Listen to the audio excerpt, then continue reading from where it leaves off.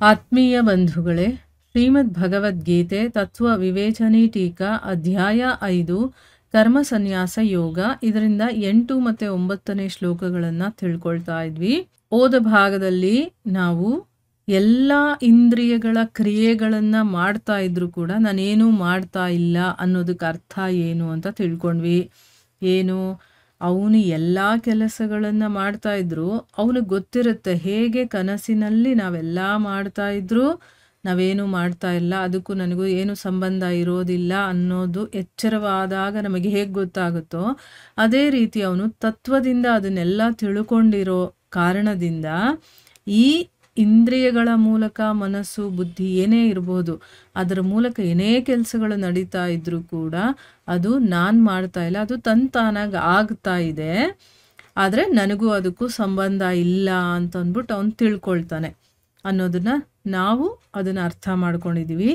ಈಗ ಪ್ರಶ್ನೆ ಏನು ಅಂತಂದರೆ, ಆಗ ಮನುಷ್ಯ ರಾಗದ್ವೇಷ ಮತ್ತು ಕಾಮ ಕ್ರೋಧಾದಿ ದೋಷಗಳು ಇರಬೇಕಾದ್ರೂ ಕೂಡ ತಮ್ಮ ತಿಳುವಳಿಕೆ ಹಾಗೆ ಸಾಂಖ್ಯಯೋಗಿಯಾಗಿದ್ದುಕೊಂಡು ತಮ್ಮ ಮನಸ್ಸು ಇಂದ್ರಿಯಗಳ ಮೂಲಕ, ಅಂದರೆ ಏನು, ಈಗ ರಾಗದ್ವೇಷಗಳು ಇರುತ್ತೆ ಅವನಲ್ಲಿ, ಕಾಮ ಕ್ರೋಧಾದಿ ದೋಷಗಳು ಇರುತ್ತೆ, ಆದರೂ ಕೂಡ ತನ್ನ ಒಂದು ಬುದ್ಧಿಮಟ್ಟಕ್ಕೆ ಅವನು ಏನು ತಿಳ್ಕೊಂಡಿರ್ತಾನೋ ಆ ಜ್ಞಾನಕ್ಕನುಸಾರವಾಗಿ ಅವನು, ನಾನು ಕೂಡ ಈಗ ಸಾಂಖ್ಯಯೋಗಿ ಅಂತ ಅವನು ತಿಳ್ಕೊಂಡಿರ್ತಾರೆ, ಆದರೆ ಅವನು ಕಂಪ್ಲೀಟಾಗಿ ಇನ್ನೂ ಸಾಂಖ್ಯಯೋಗಿ ಆಗಿರೋದಿಲ್ಲ. ಆದರೆ ಅವನ ಬುದ್ಧಿಮಟ್ಟಕ್ಕೆ ಅವನು ಹೌದು ನಾನು ಸಾಂಖ್ಯಯೋಗಿ, ನಾನು ಏನೇ ಮಾಡ್ತಾ ಇದ್ರು ನನ್ನಿಂದ ಆ ಕೆಲಸ ಆಗ್ತಾ ಇಲ್ಲ ಅಂತ. ಅಂದರೆ ಏನು, ಈಗ ಇಂದ್ರಿಯಗಳ ಮೂಲಕ ಒಳ್ಳೆ ಕೆಲಸನೂ ಮಾಡ್ತಿರ್ತಾನೆ, ಕೆಟ್ಟ ಕೆಲಸಗಳು ಮಾಡ್ತಿರ್ತಾನೆ ಅಂತ ಇಟ್ಕೊಳ್ಳಿ. ಆ ಇಂದ್ರಿಯಗಳ ಮೂಲಕ ಅವು ಆಗ್ತಾ ಇದ್ದಾವೆ, ನನಗೂ ಅದಕ್ಕೂ ಯಾವುದೂ ಸಂಬಂಧ ಇಲ್ಲ ಅಂತ ಕೂಡ ಅವರು ಹೇಳ್ಕೊಳ್ಬೋದಲ್ವಾ. ಇಂಥ ಅವಸ್ಥೆಯಲ್ಲಿ ಯಥಾರ್ಥ ಸಾಂಖ್ಯಯೋಗಿಯನ್ನು ಹೇಗೆ ಗುರುತಿಸೋದು, ಇವನು ಸರಿಯಾದ ಸಾಂಖ್ಯಯೋಗಿ, ಇವನು ನಿಜವಾಗ್ಲೂ ಸಾಂಖ್ಯಯೋಗಿ, ಇವನು ಅಲ್ಲ ಅಂತ ಹೇಗೆ ಗುರುತಿಸೋದು ಅಂತ ಪ್ರಶ್ನೆ ಕೇಳ್ತಾ ಇದ್ದಾರೆ. ಈ ಪ್ರಶ್ನೆ ನಮಗೂ ಬರುತ್ತೆ. ಯಾಕೆ ಅಂತಂದರೆ, ಈಗ ನಾನು ಸಾಂಖ್ಯಯೋಗಿ ಅಂತ ನಾನು ತಿಳ್ಕೊಂಡು ನಾನು ಕೆಟ್ಟ ಕೆಲಸ ಮಾಡ್ತಾ ಇರ್ತೀನಿ ಅಂತ ಇಟ್ಕೊಳ್ಳಿ.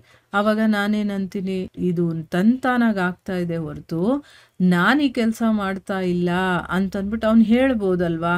ಆವಾಗ ನಿಜವಾದ ಸಾಂಖ್ಯಯೋಗಿ ಯಾರು, ಸುಳ್ಳು ಸಾಂಖ್ಯಯೋಗಿ ಯಾರು ಅನ್ನೋದನ್ನ ನಾವು ಹೇಗೆ ಕಂಡುಹಿಡಿಯೋದು ಅಂತಂದ್ಬಿಟ್ಟು ಇಲ್ಲಿ ಕೇಳ್ತಾ ಇದ್ದಾರೆ, ಹೌದಲ್ವಾ. ಈಗ ಎಲ್ಲಿ ಒಳ್ಳೆತನ ಇರುತ್ತೋ ಕೆಟ್ಟತನ ಅದರದ್ದೇ ಒಂದು ಡೂಪ್ಲಿಕೇಟ್ ಕೆಟ್ಟತನ ಕೂಡ ಇರುತ್ತೆ. ನಾವು ಬೇಕಾದಷ್ಟು ಎಲ್ಲ ಒಂದು ಫೀಲ್ಡಲ್ಲೂ ನೋಡಿರ್ತೀವಿ ಅಲ್ವಾ. ಯಾವುದು ಒರಿಜಿನಲ್ ಇರುತ್ತೋ ಅದರದ್ದು ಡೂಪ್ಲಿಕೇಟ್ ಬಂದ್ಬಿಡುತ್ತೆ. ಅದೇ ರೀತಿ ಇಲ್ಲಿ ನಾನು ಸಾಂಖ್ಯಯೋಗಿ ಅಂತ ಹೇಳ್ಕೊಳ್ತಾನೆ, ಅಥವಾ ಅವ್ನು ಮಾಡ್ತಾ ಇರೋದೆಲ್ಲ ಹಾಗೆ ಅನ್ಸುತ್ತೆ, ಆದರೆ ಅವ್ನು ಕೆಟ್ಟ ಕೆಲಸನೂ ಮಾಡ್ತಿರ್ತಾನೆ, ಒಳ್ಳೆ ಕೆಲಸನೂ ಮಾಡ್ತಿರ್ತಾನೆ, ಅಂಥವನು ಕೂಡ ನಾನು ಸಾಂಖ್ಯಯೋಗಿ ಅಂತ ಹೇಳ್ಕೊಂಡು ಮಾಡ್ಬೋದಲ್ವಾ. ಹೀಗಿದ್ದಾಗ ನಾವು ಸರಿಯಾದ ಸಾಂಖ್ಯಯೋಗಿ ಇವನೇ ಅಂತ ಹೇಗೆ ಕಂಡುಹಿಡಿಯೋದು ಅನ್ನೋದು ಪ್ರಶ್ನೆ. ನಾನು ಪ್ರಶ್ನೆಯನ್ನು 2-3 ಸರಿ ಯಾಕೆ ಹೇಳ್ತೀನಿ ಅಂತಂದರೆ, ಪ್ರಶ್ನೆ ಮೊದಲು ನಮಗೆ ಅರ್ಥ ಆಗಬೇಕು. ಪ್ರಶ್ನೆ ಅರ್ಥ ಆದರೆ ನಮಗೆ ಉತ್ತರ ಕ್ಲೀನಾಗಿ ಅರ್ಥ ಆಗುತ್ತೆ. ಅದಕ್ಕೋಸ್ಕರನೇ ಈಗ ಉತ್ತರ ಏನು ಅಂತ ತಿಳ್ಕೊಳ್ಳೋಣ. ಈಗ ಹೇಳುವಷ್ಟರಿಂದನೇ ಯಾರು ಸಾಂಖ್ಯಯೋಗಿ ಆಗ್ಬಿಡೋದಿಲ್ಲ ಅಲ್ವಾ. ಈಗ ನಾನು ಒಬ್ಬ ದೊಡ್ಡ ಫೇಮಸ್ ಲಾಯರ್ ಅಂತ ಹೇಳ್ಕೊಬೋದು, ಹೇಳಿದ ತಕ್ಷಣ ನಾನು ಲಾಯರ್ ಆಗಿಬಿಡ್ತೀನ, ಅಥವಾ ಹೇಳಿದ ತಕ್ಷಣ ನಾನು ಡಾಕ್ಟ್ರ್ ಆಗಿಬಿಡ್ತೀನ. ಅದಕ್ಕೆ ಸಾಧನೆ ಅನ್ನೋದು ಇರುತ್ತಲ್ವಾ, ಅದಕ್ಕೆ ಏನೇನೆಲ್ಲ ಮಾಡಬೇಕು, ಆ ಯೋಗ್ಯತೆಯನ್ನು ಗಳಿಸಿದ್ಮೇಲೆ ನಾನು ಹೇಳ್ಕೊಬೋದು. ಆದರೆ ಹೇಳುವಷ್ಟರಿಂದ ಯಾರು ಕೂಡ ಸಾಂಖ್ಯಯೋಗಿ ಆಗೋದಕ್ಕಾಗೋದಿಲ್ಲ.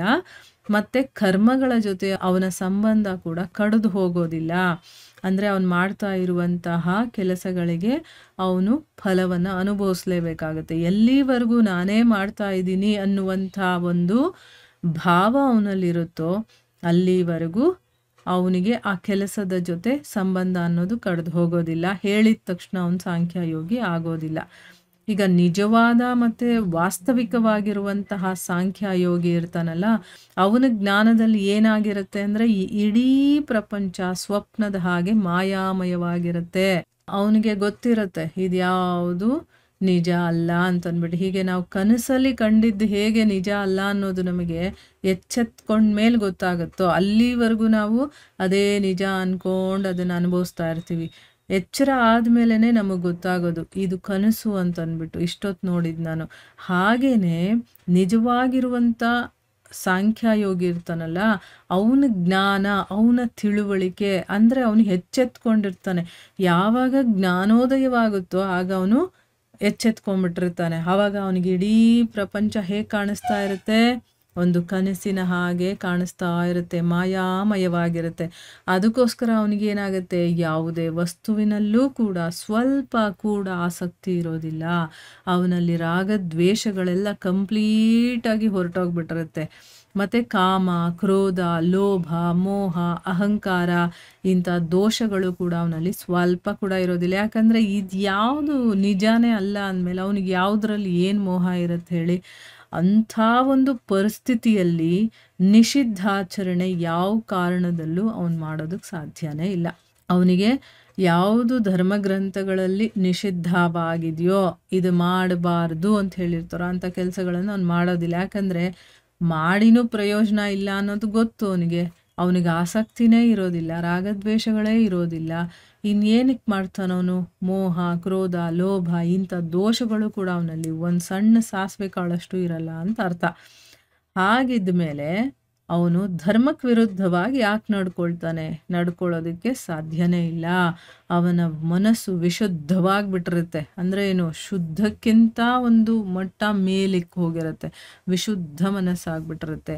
ಮತ್ತು ಇಂದ್ರಿಯಗಳ ಮೂಲಕ ಕೂಡ ಯಾವುದೇ ಕೆಲಸಗಳು ಏನೇ ನಡೀತಾ ಇದ್ರು ಅದೆಲ್ಲವೂ ಕೂಡ ಶಾಸ್ತ್ರಕ್ಕೆ ಅನುಕೂಲವಾಗಿರುತ್ತೆ ಮತ್ತು ಲೋಕಹಿತಕ್ಕೋಸ್ಕರ ಇರುತ್ತೆ ಹೊರತು ಅಲ್ಲಿ ಸ್ವಾರ್ಥ ಅನ್ನೋದೇ ಇರೋದಿಲ್ಲ. ಈಗ ನಾವು ಬೇಕಾದಷ್ಟು ಮಹಾತ್ಮರನ್ನು ನೋಡ್ತೀವಿ, ಸಂತರನ್ನು ನೋಡ್ತೀವಿ, ಸದ್ಗುರುಗಳನ್ನು ಯಾರ್ಯಾರು ರಿಯಲೈಸ್ ಆಗಿರುತ್ತೋ, ಅಂದರೆ ಸಾಕ್ಷಾತ್ಕಾರವಾಗಿರುತ್ತೋ, ಜ್ಞಾನೋದಯವಾಗಿರುತ್ತೋ ಅಂಥವ್ರನ್ನು ನೋಡಿದಾಗ ಅವರೆಲ್ಲ ಧರ್ಮಕ್ಕೆ ಅನುಕೂಲವಾಗಿರುವಂಥ ಕೆಲಸಗಳನ್ನೇ ಮಾಡ್ತಾರೆ. ಅಧರ್ಮದ ಕೆಲಸಗಳನ್ನು ಯಾರೂ ಮಾಡೋದಿಲ್ಲ ಮತ್ತು ತಮ್ಮ ಸ್ವಂತಕ್ಕೇನು ಮಾಡ್ಕೊಳ್ಳಲ್ಲ. ಅವರು ಪರೋಪಕಾರಕ್ಕೆ ಮತ್ತು ಈ ಲೋಕಕ್ಕೆ ಒಳ್ಳೆಯದಾಗಲಿ ಅಂತ, ಅಂದರೆ ಲೋಕ ಕಲ್ಯಾಣವಾದಂಥ ಕೆಲಸಗಳು, ಲೋಕಹಿತಕ್ಕೋಸ್ಕರ ಅವರು ತಮ್ಮ ಕೆಲಸಗಳನ್ನು ಮಾಡ್ತಾ ಇರೋದನ್ನು ನಾವು ನೋಡ್ತೀವಲ್ವಾ. ಅದೆಲ್ಲ ಯಾಕೆ ಅನ್ನೋದು ಇವಾಗ ಗೊತ್ತಾಯ್ತಾ. ಸ್ವಾರ್ಥ ಅವರಲ್ಲಿ ಯಾಕಿರೋದಿಲ್ಲ ಅಂತಂದರೆ ಈ ಜಗತ್ತು ಮಾಯಾಮಯ ಅನ್ನೋದು ಅವ್ರಿಗೆ ಗೊತ್ತಾಗ್ಬಿಟ್ಟಿರುತ್ತೆ. ಇಲ್ಲಿ ನಂದೇನು ಇಲ್ಲ ಅನ್ನೋದು ಗೊತ್ತಿರುತ್ತೆ. ಅವರಲ್ಲಿ ಯಾವುದೇ ಒಂದು ವಿಕಾರಗಳಿರೋದಿಲ್ಲ, ಏನೂ ಇರೋದಿಲ್ಲ. ಯಾರ ಮೇಲೆ ದ್ವೇಷ, ಅಸೂಯೆ ಏನೂ ಇರೋದಿಲ್ಲ.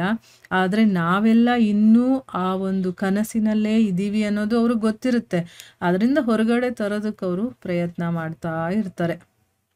ಆಯಿತಾ. ಈಗ ಅವರು ಎಚ್ಚೆತ್ಕೊಂಡಿದ್ದಾರಲ್ಲ, ನೀವು ಎಚ್ಚೆತ್ಕೊಳ್ಳಿ ಅಂತಂದ್ಬಿಟ್ಟು ಅವರು ನಮ್ಮನ್ನು ಎಚ್ಚರ ಮಾಡೋದಕ್ಕೋಸ್ಕರ ಕೆಲಸ ಮಾಡ್ತಿರ್ತಾರೆ ಹೊರತು, ಯಾಕಂದರೆ ಪಾಪ ಅವರೆಲ್ಲ ಇನ್ನೂ ಗೊತ್ತಿಲ್ಲ, ಅವರಿನ್ನೂ ಸ್ವಪ್ನದಲ್ಲೇ ಮುಳುಗಿದ್ದಾರೆ, ಅವರನ್ನು ಎಚ್ಚರ ಮಾಡಬೇಕು ಅಂತಂದ್ಬಿಟ್ಟು ಅವ್ರು ಪ್ರಯತ್ನ ಮಾಡ್ತಿರ್ತಾರೆ. ಆಯಿತಾ. ಇದೆಲ್ಲ ಲೋಕಹಿತಕ್ಕೆ ಮಾಡುವಂಥ ಕೆಲಸಗಳನ್ನು ಮಾಡ್ತಿರ್ತಾರೆ. ವಾಸ್ತವಿಕವಾಗಿ ಸಾಂಖ್ಯಯೋಗಿಯ ಗುರುತು ಅಂದರೆ ಇದೇನೆ. ಏನು, ಅವನು ಒಳ್ಳೆಯ ಕೆಲಸಗಳನ್ನು ಮಾತ್ರ ಮಾಡ್ತಿರ್ತಾನೆ, ಧರ್ಮಕ್ಕೆ ಅನುಕೂಲವಾಗಿರಬೇಕು. ಅಧರ್ಮದ ಕೆಲಸಗಳನ್ನು ಅವನು ಮಾಡ್ತಾ ಇರೋದಿಲ್ಲ. ಅಂದರೆ ಶಾಸ್ತ್ರಾನುಕೂಲ ಕೆಲಸಗಳು, ಲೋಕಹಿತಕ್ಕೋಸ್ಕರ ಅವನು ಮಾಡ್ತಿರ್ತಾನೆ. ಇದು ಸಾಂಖ್ಯಯೋಗಿಯ ಗುರುತು. ಎಲ್ಲಿವರೆಗೆ ತನ್ನ ಒಳಗಡೆ ರಾಗದ್ವೇಷ ಮತ್ತು ಕಾಮಕ್ರೋಧ ಇದರ ಅಸ್ತಿತ್ವ ಸ್ವಲ್ಪ ಆದರೂ ಇದೆ ಅನ್ನೋದು ಗೊತ್ತಾಗುತ್ತೋ ಅಲ್ಲಿವರೆಗೂ ಕೂಡ ಸಾಂಖ್ಯಯೋಗದ ಸಾಧಕ ಇರ್ತಾನಲ್ಲ, ಅವನು ತನ್ನ ಸಾಧನೆಯಲ್ಲಿ ಕೊರತೆ ಇದೆ ಇನ್ನೂ ಅಂತ ತಿಳ್ಕೋಬೇಕು. ಎಲ್ಲಾದರೂ ನಮಗದು ಕಾಣಿಸ್ತು ಅಂತಂದರೆ ಇನ್ನೂ ಅವನಲ್ಲಿ ಕೊರತೆ ಇದೆ, ಅವನು ಇನ್ನೂ ಕಂಪ್ಲೀಟಾಗಿ ಅವನು ಸಾಂಖ್ಯಯೋಗಿ ಆಗಿಲ್ಲ ಅಂತಲೇ ನಾವು ಅರ್ಥ ಮಾಡ್ಕೋಬೇಕು. ಈಗ ಅರ್ಥ ಆಯ್ತಲ್ವ ನಮಗೆ. ಅವನ್ನೆಲ್ಲ ಕೆಲಸ ಮಾಡ್ತಾ ಇದ್ರೂ ಕೂಡ ಏನು ಮಾಡ್ತಾ ಇಲ್ಲ ಅನ್ನೋದು ಯಾಕೆ, ಮತ್ತು ಯಾವ ರೀತಿ ನಾವು ಒಬ್ಬ ಸರಿಯಾದ ಸಾಂಖ್ಯಯೋಗಿಯನ್ನು ಗುರುತಿಸೋದು ಅನ್ನೋದ್ರ ಬಗ್ಗೆ ಇಲ್ಲಿ ಕಂಪ್ಲೀಟಾಗಿ ವಿವರಣೆಯನ್ನು ಕೊಟ್ಟಿದ್ದಾರೆ. ಸೊ ಇಲ್ಲಿಗೆ ನಾವು ನಿಲ್ಲಿಸೋಣ. ಹರೇ ಕೃಷ್ಣ.